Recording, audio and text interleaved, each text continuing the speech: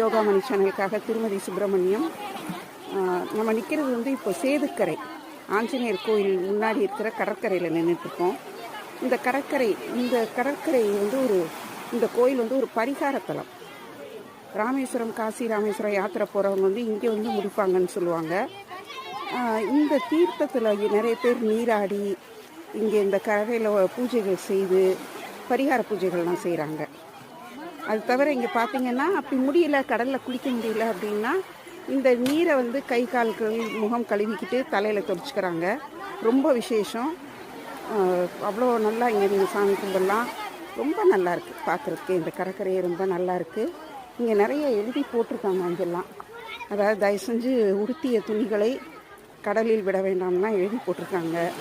So கடற்கரை நம்ம நீர்நிலைகளை நம்ம சுத்தமாக பராமரிக்கணுங்கிறதுல நல்லா அக்கறையாக இருக்காங்க. இங்கே பாருங்கள் எவ்வளோ கூட்டம் இருக்குன்ட்டு.